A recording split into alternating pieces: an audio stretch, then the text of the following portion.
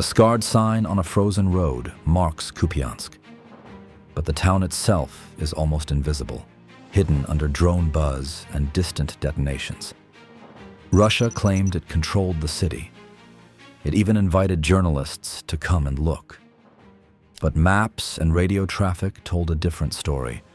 Supply lines severed, movement punished, a garrison shrinking by the hour.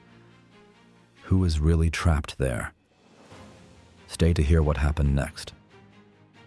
For weeks, Moscow's story had been blunt.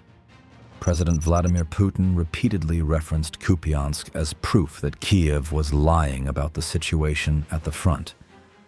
On November 20th, he went even further, claiming that Russian forces had encircled 15 Ukrainian battalions in the city. Soon after, Russia's chief of the general staff, Valery Gerasimov, was reported as saying Russian forces had full control over Kupiansk. To a domestic audience, the message was designed to sound final. The city was taken, Ukrainian resistance was trapped, the argument was over. Then came the kind of reversal that does not need propaganda to hurt. On December 2nd, Putin publicly invited foreign and even Ukrainian journalists to visit contested frontline towns to see who really controlled them, naming Krasnoarmysk, better known as Pokrovsk, and adding the same applies to Kupiansk. It was a high-confidence gesture, a leader speaking as if the ground truth could be safely toured, but a battlefield does not respect invitations. On December 14th, Ukraine's OSINT mapping project Deep State UA reported something that cut straight through the earlier claims. According to their update, Ukrainian defense forces had blocked Russian troops in Kupiansk, liberated the entire northwestern area around the city, and, most importantly, cut the supply lines between Russia's main forces and the units still holding positions inside the town. They described Russian troops in Kupiansk as encircled and stated the operation was ongoing. Their wording was operational, not celebratory. It read like a report from a map table, not a victory speech. This is the critical detail outsiders often miss. In 2025, encirclement is not always a clean ring drawn on a paper map. It is fire control. It is the ability to punish movement so reliably that roads exist in theory but not in practice. A unit can still have a street behind it and a bridge in front of it and still be trapped, because every resupply run becomes a drone track, every convoy becomes a target set, every attempt to rotate troops becomes a gamble with body bags. In Kupiansk, the town's geography makes logistics the real battlefield. The Oskil River divides and channels movement. Rail lines and main roads turn a small city into a hinge point. Control it, and you complicate the enemy's ability to feed positions across a wider sector. Lose it, and you don't just lose buildings, you lose time. Every detour adds hours. Every extra kilometer becomes exposure to drones, artillery, and ambush. So Ukraine's counterstroke did not need to look dramatic from the outside. It only needed to be precise. Deep State UA's claim that the northwestern outskirts were cleared matters, because those outskirts are where approach routes are decided. If Ukrainian units hold the lines of entry from the west and northwest, they can press into Kupiansk while simultaneously choking the routes that keep a Russian garrison alive. That is how a city turns into a pocket, not by one heroic push down a central avenue, but by cutting the arteries that connect the center to the rear.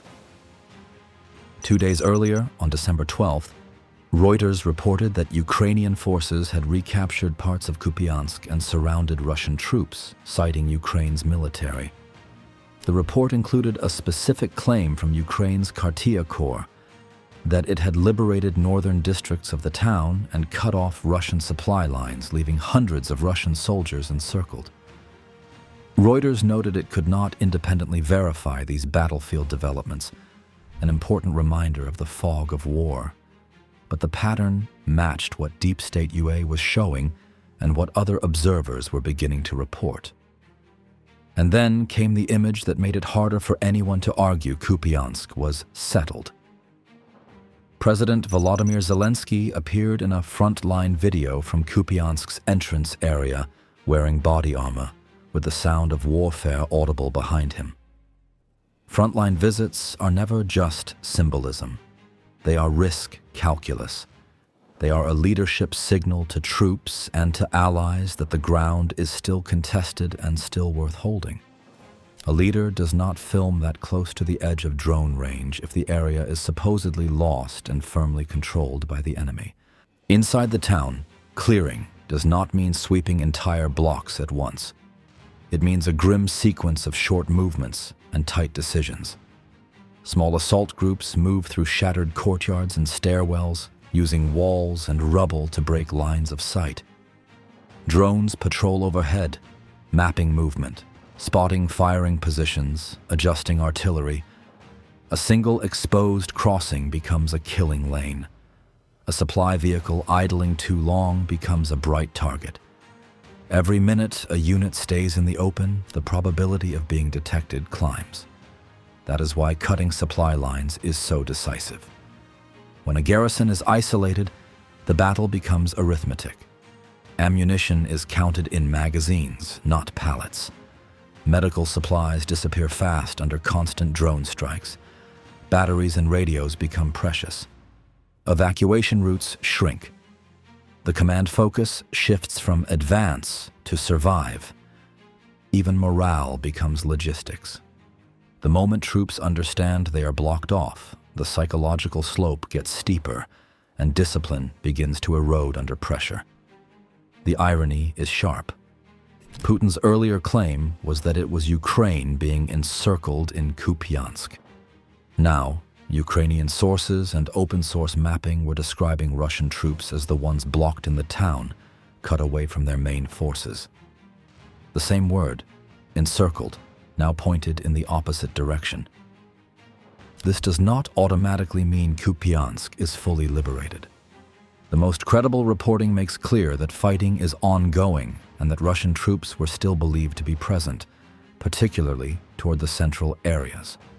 But if Ukraine has indeed secured the northwestern approaches and severed the resupply corridors, then the strategic situation changes even before every street is cleared. A garrison that cannot be reliably supplied is a garrison that can be forced into only a few options. Attempt a breakout under fire, hold and bleed until collapse, or demand a relief effort that costs Russia time and manpower elsewhere. That matters because the wider front in December 2025 is under pressure.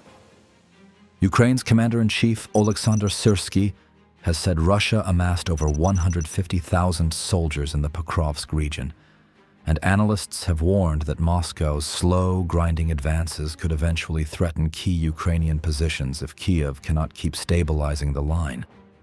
In that context, a successful counterattack, especially one that humiliates a major Russian claim, does more than shift a map. It buys time, creates uncertainty in Russian planning, and boosts Ukrainian morale in the harshest season of the year. The Institute for the Study of War assessed on December 12th that Ukrainian forces had recently liberated territory, including part of Kupiansk, in a tactical counterattack in that direction. That phrasing, tactical counterattack, fits the reality of late-stage attritional warfare. Not a sweeping breakthrough, but a controlled strike designed to undo a Russian advantage and force Moscow to spend resources reacting. And beyond the trenches, Kupiansk has a political shadow. Zelensky has emphasized repeatedly that battlefield outcomes shape diplomatic leverage. In a war where negotiations are discussed even as artillery fires, small victories can become bargaining chips. If Russia claimed Kupiansk as a settled conquest, and Ukraine can credibly demonstrate that it is not, then the story Moscow tells about momentum takes damage. In negotiations, momentum is not just a feeling, it is a weapon. For the soldiers on the ground, none of that changes the immediate problem. The next street, the next building, the next drone buzzing above a roofline. but it explains why this town keeps returning to the headlines. Kupiansk is a reminder that in this war, control is not declared, it is sustained. And sustaining control requires logistics, visibility, and the ability to move under fire.